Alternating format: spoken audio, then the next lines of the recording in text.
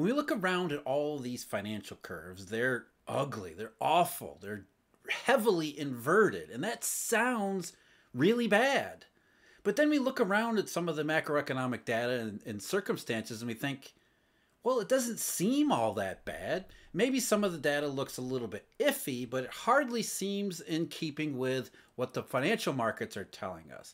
I mean, just look at what the data we got this week. Yesterday in the United States, we got retail sales, which was, it was down a little bit in November after a big jump in October. So maybe that's not good because November is the holiday season, but it doesn't look like things are falling apart. Industrial production was off a little bit. And again, the data looks questionable, iffy, hardly atrocious, hardly the type of data that would be consistent with the utter ugliness pictured in curves. And that's the thing. Whenever we go through these cycles, and we go through these cycles almost exactly every time, at first it seems like there's nothing really big going on. And even when you look at the curves themselves, you can talk yourself into thinking, wow, this is not a big deal either. Even the Eurodollar futures curve, which is ridiculously more inverted than we've ever seen it, on the surface, taken literally, it doesn't sound all that bad. Eurodollar futures say that interest rates might get up to around a little bit over 5%, and then they'll come down a bit to around 3%. If we take the curve literally, that doesn't seem all that bad either. Are we making way too much out of maybe nothing? No. As I said, these cycles repeat.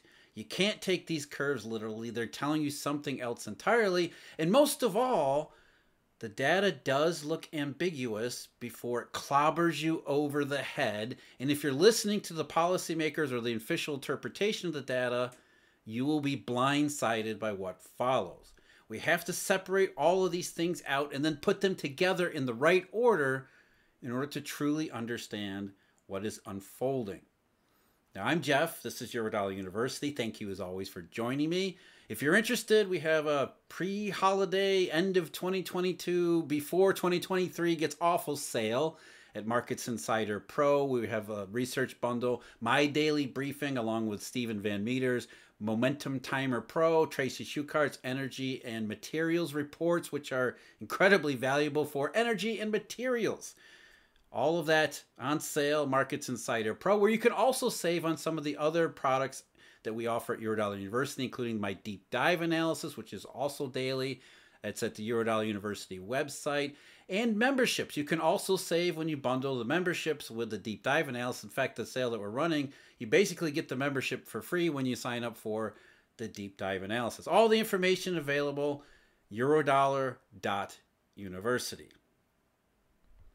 Now, we talked about this before in a recent video. This was the October-November 2007 experience, which was eerily familiar to how things are playing out. And if you know your economic, financial, and monetary history, it isn't just eerily familiar with 2007.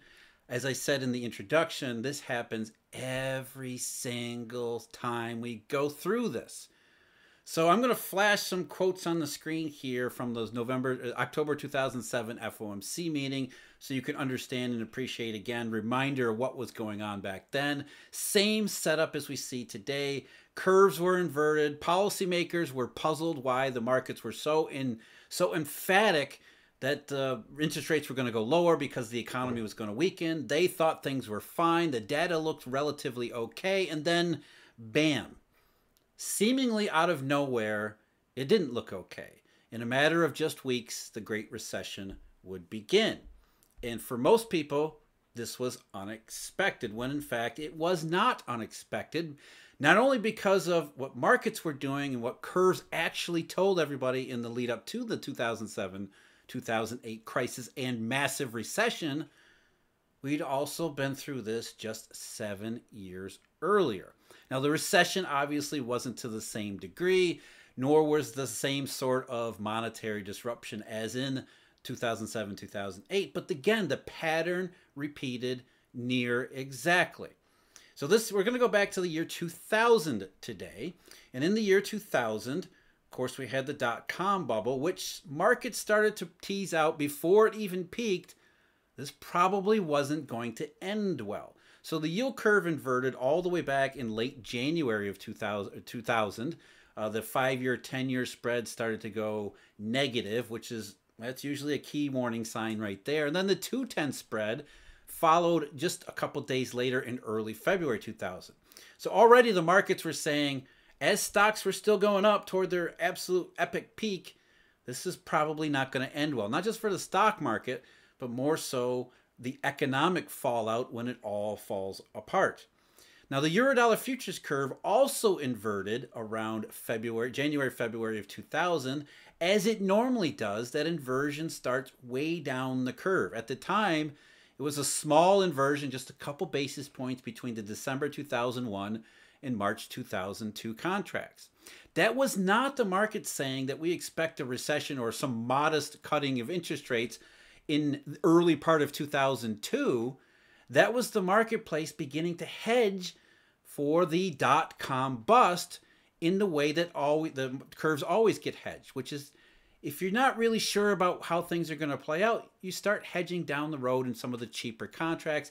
Further down the curve, you make a small bet, small hedges for interest rates going down. You don't make too much of it until things start to get more and more serious, which they would throughout the rest of that year.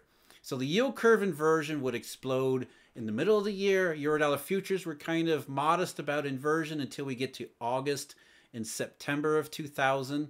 And by August and September 2000, the inversion had crept up, as it normally does, as more and more participants in the market fear the consequences for what's going on, in that case the dot-com bubble becoming the dot-com bust, and to begin to hedge more seriously, not just in the further out contracts, but closer and closer in. So when we look at what the curves are saying, we don't take them literally. So by the time we get to September of 2000, September 5th of 2000, the inversion had moved up to almost the very front. And it was just 11 basis points. Back then it was a lot. 11 basis points between the December 2000 contract and the June 2001. Now, by the time we get to November 15th, which was when the FOMC was meeting, that inversion had spread from the December 2000 contract to the September 2001 contract. The inversion was now 40 basis points. So from 11 basis points early September to 40 basis points by the time we get to November.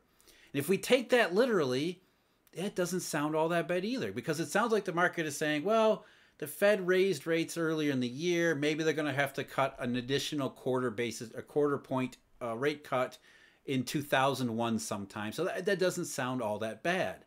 But that's not what the market was saying.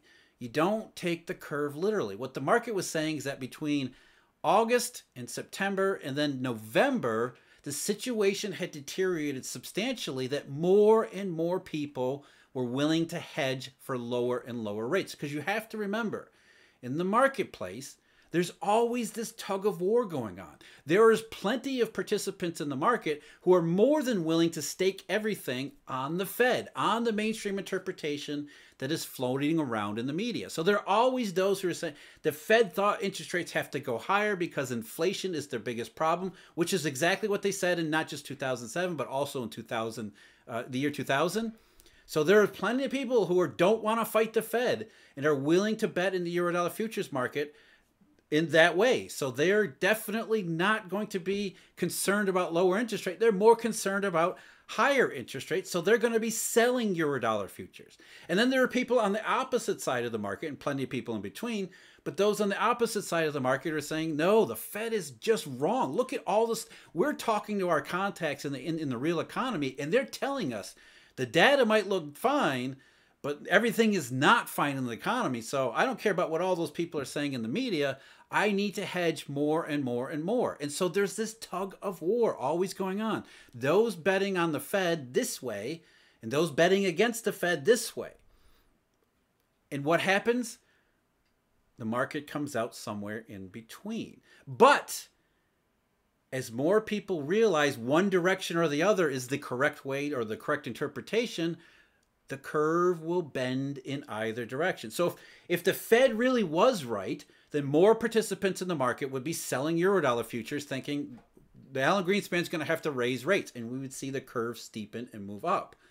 But as more people start to realize the Fed is wrong and that the contacts inside the economy are correct, that things are deteriorating, the curve begins to bend in the opposite direction. In this case, inversion, which is a serious distortion in the fundamental properties of how money and curves are supposed to work. It takes a lot to distort a curve.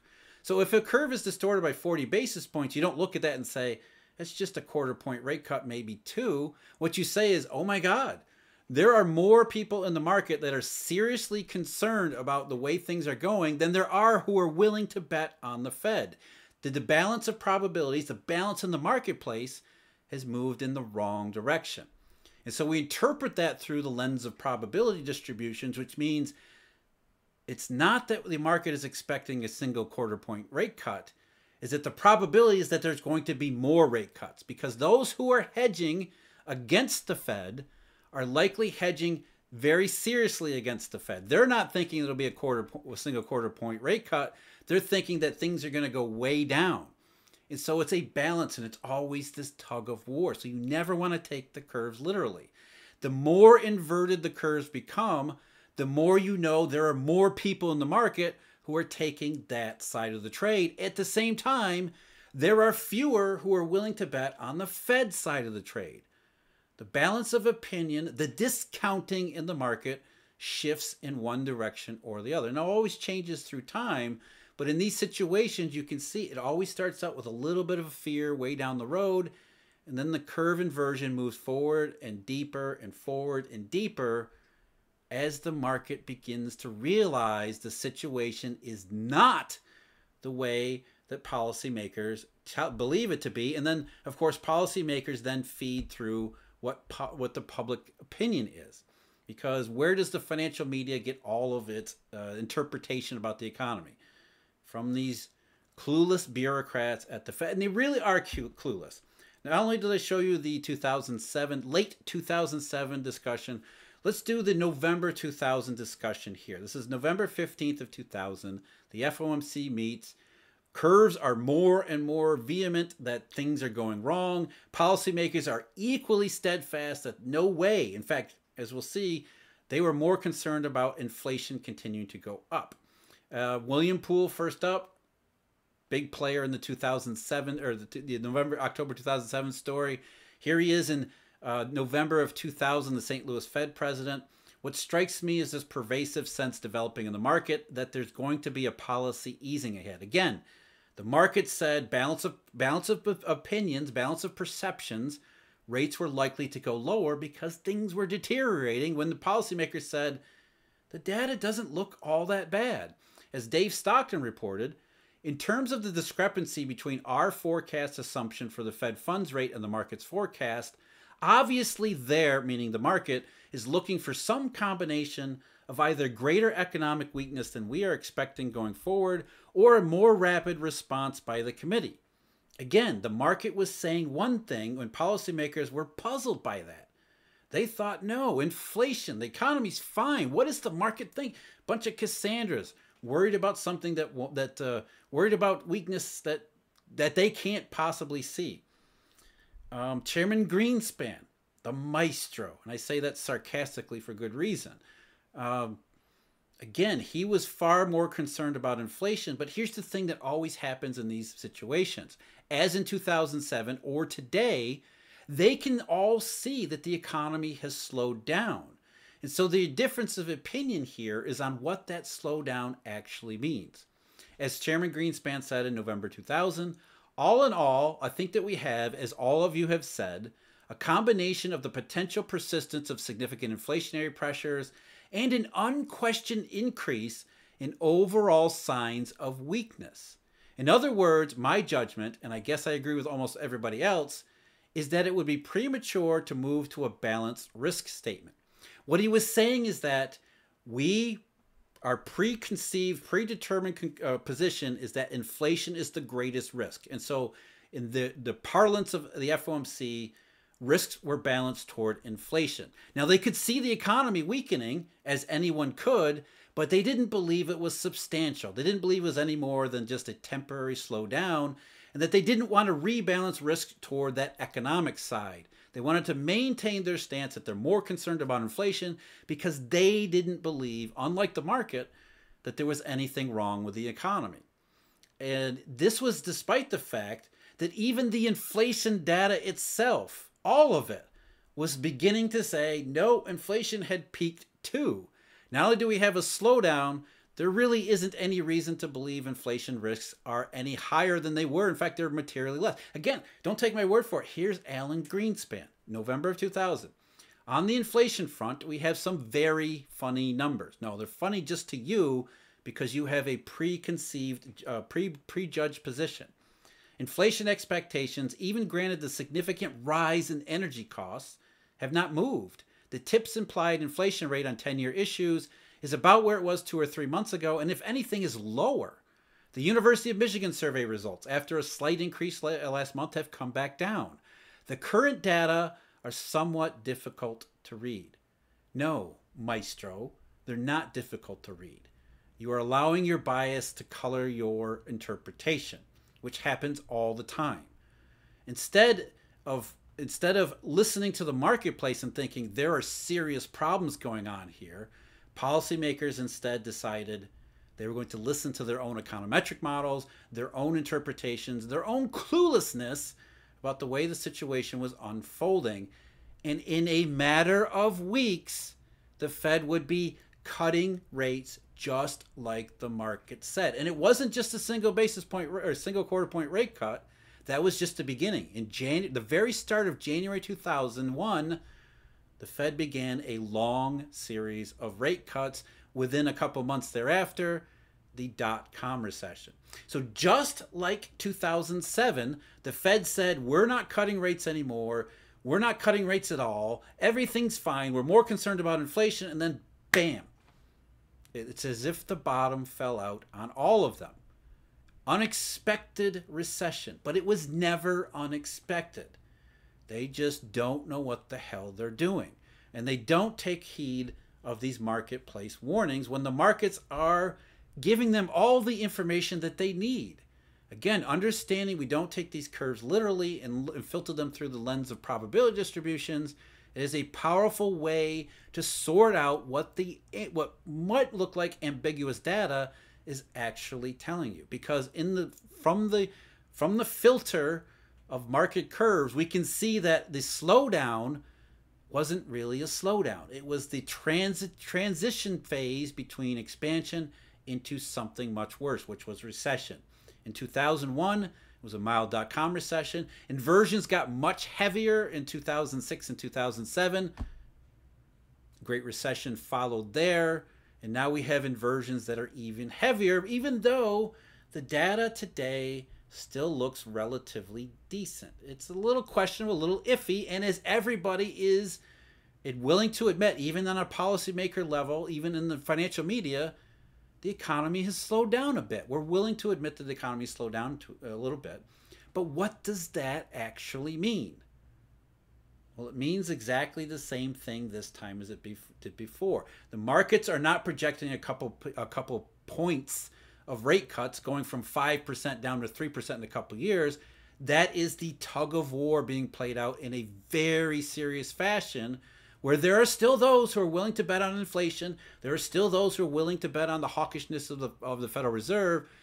But far, far more are saying, oh no, this sucker's going down, and it's going down hard, even if we can't see it right at this moment. Though I will say, and we'll end today, the data that we got, the part that we can't see, yeah, it's becoming a little bit, we're starting to see all of the data begin to further align with market curves and that interpretation, which suggests for the umpteenth time, policymakers have no idea what the hell they're talking about when it comes to the economy. I'm Jeff. This is Eurodollar University. Thank you very much for joining me. Huge thank you, as always, to Eurodollar University members, as well as the research product subscribers. Again, there's a sale going on at Markets Insider Pro. Check that out if you want. Appreciate it, as always. And until next time, take care.